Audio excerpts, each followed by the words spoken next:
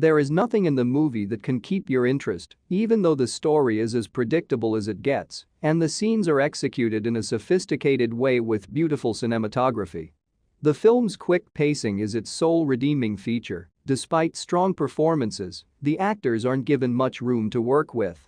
Now let's see what transpires in Burning Betrayal and whether our heroine is successful in identifying the assailant. What happened between Kyle and Bobby? Kyle and Bobby had been in a relationship for quite some time now, and they had decided to finally get married. Bobby was very excited about her wedding, and she was enthusiastically making all sorts of arrangements. Kyle, Bobby, and their common friend Thiago worked together, and their import business was flourishing of late. There were some hiccups in between, but Kyle always figured out a way and made sure that the company was profitable. Kyle had been summoned to the prosecutor's office, and he told Bobby that one of their clients, named Marigold Constructions, was involved in a money laundering case. And he was just being called to testify, and the matter wasn't so serious.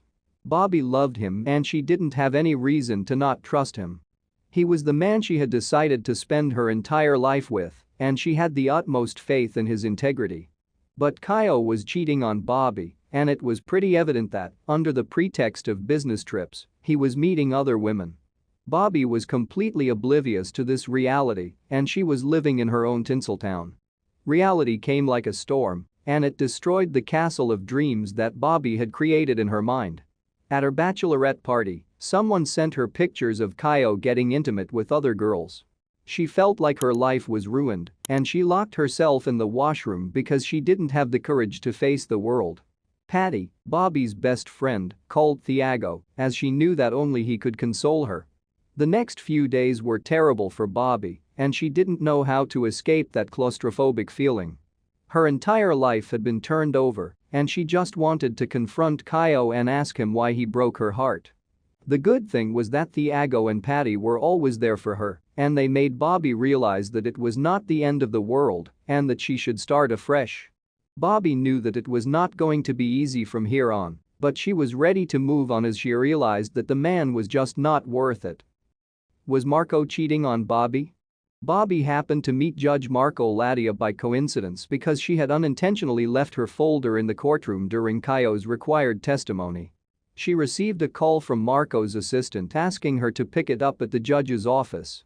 Judge Marco and Bobby shared an odd bond, and even though their relationship didn't progress, they were certain to run into each other again soon. As anticipated, during a road trip with the motorcycle club she had joined following her split, Bobby did, in fact, run into Marco in Burning Betrayal. Bobby always loved motorbikes, but Kyle probably didn't like them, and she had sold her bike as she knew that she would never get a chance to ride it after marriage. But now she was free of that toxic relationship, and the first thing she did was to buy a bike and join the club. Marco and Bobby spent a beautiful time at the resort, though she noticed that Marco acted very strangely at certain times. He had a knack for leaving her stranded, and she didn't understand what he was up to. Bobby thought that she was never going to contact Marco after the road trip, but he called her once again, apologized for leaving her so suddenly, and said that he would make it up to her. They started meeting every day, and Bobby loved his company. She gave it some thought to see if she could have a future with him, but the unexpected happened, and once again Bobby's trust was broken. Bobby came to know that Marco was married, and she didn't understand why she kept getting such men who did not have an ounce of integrity and honesty. Bobby came to learn that her judgment was premature because Marco was not a dishonest man when he subsequently came to her and told her the truth. It was a known truth that Marco was Paula's husband, but their marriage was not working out and he was close to filing for divorce. Paula had been dealing with mental health problems for a while, and her condition worsened when she became pregnant. Their daughter had numerous health problems at birth and needed to be monitored at a hospital.